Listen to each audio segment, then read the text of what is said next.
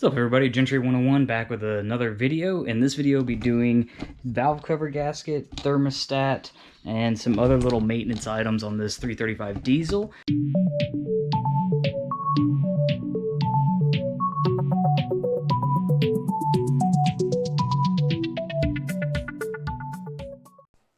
It's been a while since I've worked on one of these BMW diesels, and when I say a while, I mean 8+ years, so this is all foggy to me, but it's all relatively easy, and when you start looking at it, it's pretty straightforward. So airbox needs to come out, the cowling needs to come out, you want to get your strut bars out of the way.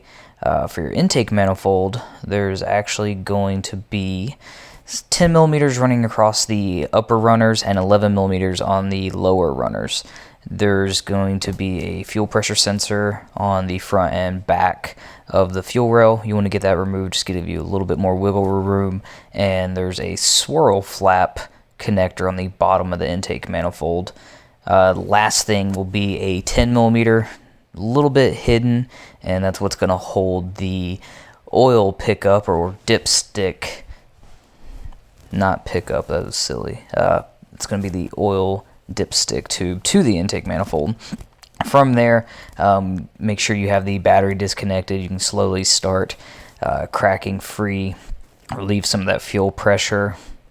And then for those like pop-off valves that are on the intake manifold, those gray or white connectors kind of just slide up, and then you can pull all 6 of those off the injectors and get that fuel line out of the way. It is a 17 millimeter for these fuel injectors, or excuse me, not fuel injectors, but the fuel lines to the injectors. Crow's foot would be great. You can get away as long as you're careful and smart about what you're doing with a regular wrench. BMW obviously does make a special tool for it. I do not have that. Again, we're going to be doing the valve cover, so injectors have to come off to get that. And the valve cover gasket is not too bad of a job once you get the injectors out, which is where the tricky part can come in. Now, you'll need some type of slide hammer or puller to get these injectors out. Otherwise, you're just going to be fighting and fighting and fighting and fighting and not be a happy camper.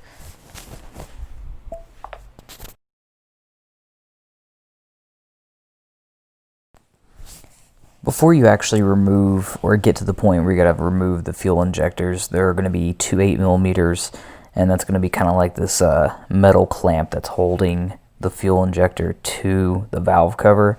You're going to get, there's going to be 12 of them, 2 on each injector. Get all 8 of those off, and then get into the part where you're going to have to use your like slide hammer. Now, I tried to use the one that I had for when I did the AMG cylinder heads, and what that is really is just a slim type of puller for like timing chain pins, and it works for all kinds. It's mainly for Europeans, and you'll see it right here. Luckily enough, it's the same thread for the fuel injector, so there's just threads on there. The problem is it's only a 3-inch long threaded rod and a really wide pancake style slide hammer. Again, I mean, it's for timing chain pins, so it's got to fit between the front of an engine and the front of a car.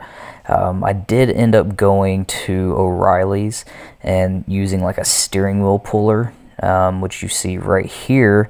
And what I did was kind of thread that into the part that goes onto the injector. And it was kind of fooling around trying to figure out a way to make this work. Eventually, what I did is kind of pull that U-shape metal piece off on that steering wheel puller and really kind of just went to town with it. The first 3 injectors came out, what I would say is pretty easy. Those last 3 were terrible. I'll throw some pictures in there. You kind of got a little quick glimpse of how that one looked. It was nasty, but those last 3 ones, I'm telling you, it was bad. It just had to be incorrect installation from when somebody had worked on there at some point in time. I mean, one of the injectors was missing O-ring, one of them was missing one of the copper crush washers, so tons of fun there. Not enough space still with this rod. You have that kind of like crankcase ventilation system that runs into the valve cover, so really just tapping with a hammer, being careful, don't want to break anything. But we're almost to the point where we have these out, and again, I'll put some pictures up once we do get this last one out. This one really was giving me some trouble, as you can see. But yeah, here they are. Look how nasty those last three. Bad. That's all carbon. All carbon buildup on there. So now that we have these out of the way, we can start getting on to the valve cover itself, which is just going to be 10 millimeters going around the perimeter and down the center of the valve cover. You're going to have kind of like where your vacuum lines and everything are on the closer to the passenger side. It's just a couple 10 millimeter bolts, get that slid out of the way. Didn't need to show you, or didn't feel the need to show you to clean and put new gaskets on there, but pretty much reverse from here. So getting all of our 10 millimeters, making sure they're started. I like to kind of thread them down, 4 or 5 threads, and then very carefully use like an electric ratchet or 1/4-inch gun, kind of zip them down, go back and torque them down. I want to say the torque spec on these was 9 millimeters. I could be wrong, could have been 11, don't quote me on that. I did end up looking it up and torquing after I felt like I got everything kind of started. And this is kind of just a 10 millimeter wobble extension, very useful tool. If you're going to be working on European, especially BMW models, you can use that on a lot of vehicles, especially on the older style ones. It works great on, anything pre-2012 for valve covers. So yeah, here we go, torquing it back down. And again, I don't remember if it was 9 or 11 millimeters, so user discretion there. But we can go back in. Once we get that, we can start rerunning.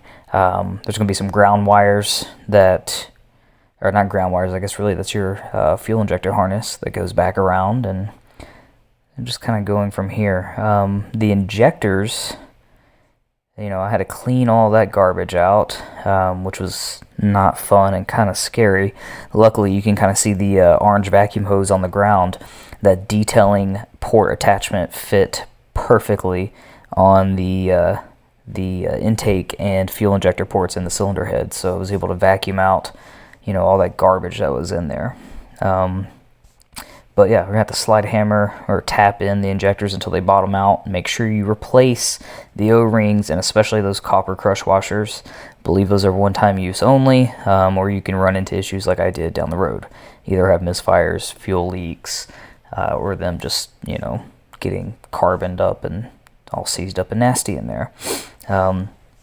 17 millimeters need to go back on. There is a specific tool again for these, as well as a specific torque spec for these. And again, I'm not going to quote that because I do not want to be responsible for it. It's something you can very easily find online. I did not have that special tool, could not torque it down. I don't know on a couple of the injectors, even if you're using a crow's foot, if you'd be able to technically torque them down. Just too many things that get in the way.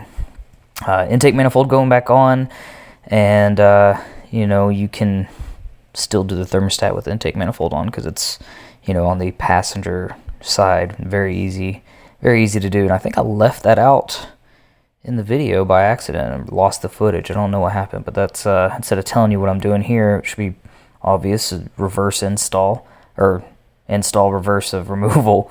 But the thermostat's real simple. So underneath where your throttle body kind of area is, there's a 10 millimeter. You want to loosen that. That's your hard coolant line.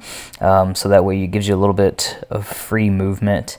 And then it's really just your coolant line coming off the bottom of the thermostat, 10 millimeters. Put your new one back on and, refill and bleed your cooling system correctly. We're going to be coming up pretty soon on a cold start. There's specific procedures for this, but really what it is cranking like you have here. Just crank, crank, crank, crank, crank, crank. I recommend using a battery charger, giving it some cool down time so you don't overheat the starter, but just repeat and until it starts up consistently and stays running with no running lights. I did have some fuel leaks. Again, didn't have the proper tools and wasn't able to torque them. So make sure if you're going to be doing this, you're torquing down those fuel lines to your fuel injectors. So I start to notice it after I top off the coolant, and it's really, I think it was coming from injector number 4 or 5, if I remember correctly. So all I really did was loosen them, crank them back down, and go back at it.